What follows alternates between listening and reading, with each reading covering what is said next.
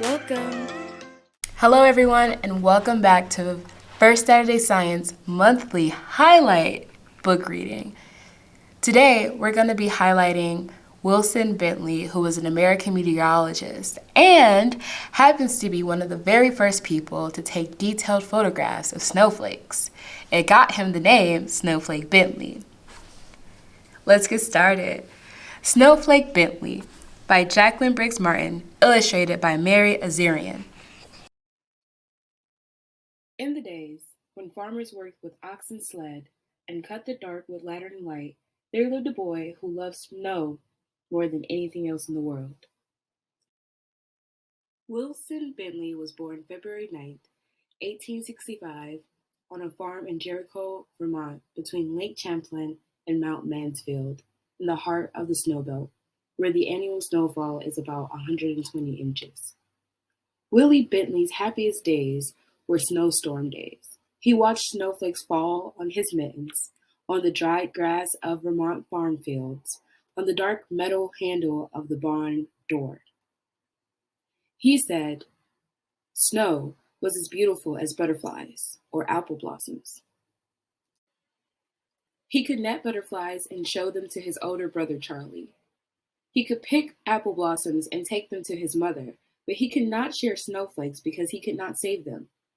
Willie's mother was his teacher until he was 14 years old. He attended school for only a few years. She had a set of encyclopedias, Willie said. I read them all. When his mother gave him an old microscope, he used it to look at flowers, raindrops, and blades of grass. Best of all, he used it to look at snow. While other children built forts and pelted snowballs at roosting crows, Willie was catching single snowflakes. Day after stormy day, he studied the icy crystals. From his boyhood on, he studied all forms of moisture. He kept a record of the weather and did many experiments with raindrops. He learned that most crystals had 6 branches, though a few had 3. For each snowflake, the 6 branches were alike. I found that snowflakes were masterpieces of design, he said. No one design was ever repeated. When a snowflake melted, just that much beauty was gone without leaving any record behind. Their intricate patterns were even more beautiful than he had imagined. He expected to find whole flakes that were the same, that were copies of each other, but he never did. Willie decided he must find a way to save snowflakes so others could see their wonderful designs. For 3 winters, he tried drawing snow crystals. They always melted before he could finish. Starting at age 15, he drew 100 snow crystals each winter for 3 winters. When he was 16, Willie read of a camera with its own microscope. If I had that camera, I could photograph snowflakes, he told his mother. Willie's mother knew he would not be happy until he could share what he had seen. Fussing with snowflakes is just foolishness, his father said. Still, he loved his son. When Willie was 17, his parents spent their savings and bought the camera. The camera made images on large glass negatives. Its microscope could magnify a tiny crystal from 64 to 3,600 times its actual size. It was taller than a newborn calf and cost as much as his father's herd of 10 cows. Willie was sure it was the best of all cameras. Willie's experiment. He used a very small lens opening, which let only a little light reach the negative. But he kept the lenses open for several seconds, up to a minute and a half. Even so, his first pictures were failures, no better than shadows. Yet he would not quit. Mistake by mistake, snowflake by snowflake, Willie worked through every storm. Winter ended, the snow melted, and he had no good pictures. He waited for another season of snow. One day, in the second winter, he tried a new experiment, and it worked. Willie had figured out how to photograph snowflakes. Now everyone can see the great beauty in a tiny crystal, he said. He learned, too, that he could make the snow crystals show up more clearly by using a sharp knife to cut away all the dark parts of the negatives around the crystals. This etching meant extra hours of work for each photograph, but Willie didn't mind. But in those days, no one cared. Neighbors laughed at the idea of photographing snow. Snow in Vermont is as common as dirt, they said. We don't need pictures. Willie said the photographs would be his gift to the world. While other farmers sat by the fire or rode to town with horse and sleigh, Willie studied snowstorms. He stood at the shed door and held out a black tray to catch the flakes. He learned that each snowflake begins as a speck, much too tiny to be seen. Little bits, molecules, of water attached to the speck to form its branches. As the crystal grows, the branches come together and trap small quantities of air. Many things affect the way these crystal branches grow. A little more cold, a bit less wind, or a bit more moisture mean different shaped branches.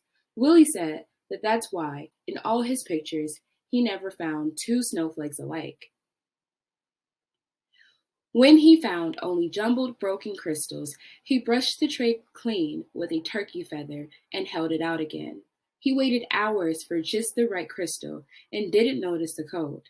If the shed were warm, the snow would melt. If he breathed on the black tray, the snow would melt. If he twitched a muscle as he held the snow crystal on the long wooden pick, the snowflake would break. He had to work fast, or the snowflake would evaporate before he could slide it into place and take his picture.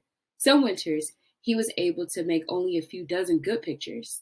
Some winters, he made hundreds. The best snowstorm of his life occurred on Valentine's Day in 1928. He made over 100 photographs during the 2-day storm. He called the storm a gift from King Winter. Willie's nieces and nephews lived on one side of the farmhouse that Willie shared with his brother Charlie. Willie often played the piano as they sang and shared stories and games with them. Willie so loved the beauty of nature, he took pictures in all seasons. In the summer, his nieces and nephews wrote coat hangers with sticky pitch from spruce trees. Then, Willie could use them to pick up spiderweb jewels with water drops and take their pictures. On fall nights, he would gently tie a grasshopper to a flower so he could find it in the morning and photograph the dew-covered insect.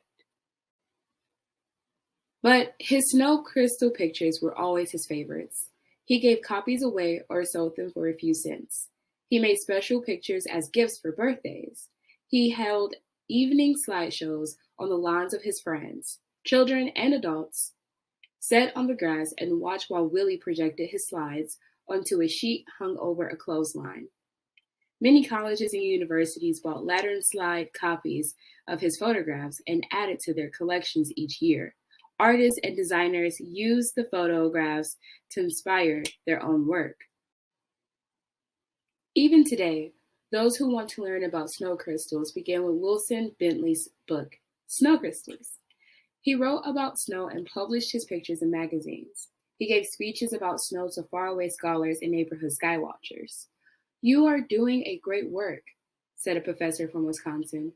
The little farmer came to be known as the world's expert on snow, the Snowflake Man.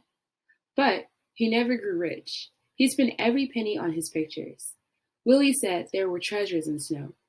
"I can't afford to miss a single snowstorm," he told a friend. "I never know when I will find some wonderful prize."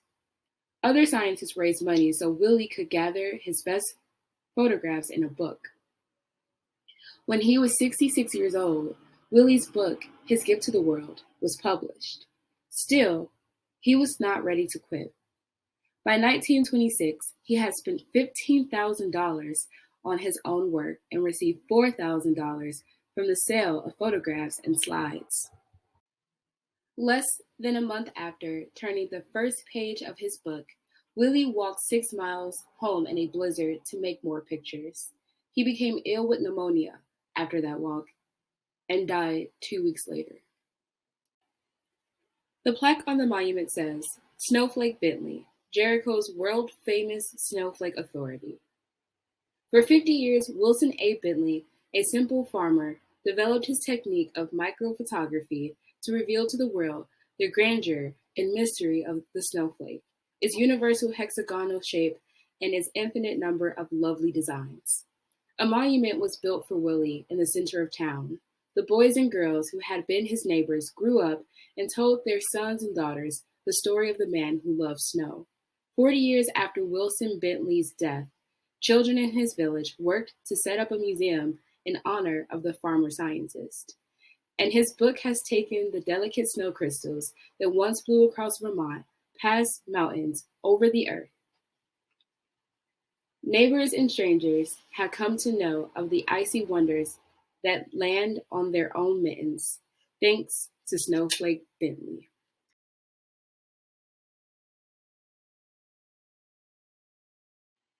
The end. I hope you liked this month's reading of our highlighted scientist, Wilson Bentley, Snowflake Bentley, by Jacqueline Briggs Martin, illustrated by Mary Azarian. I'm Alyssia. I had a lot of fun reading this, and my favorite part of the entire book is the fact that he never gave up.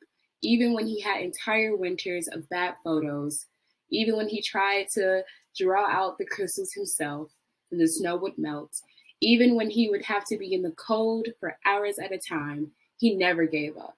And that's my favorite part of this story. Thank you. Have a great day, and remember to subscribe.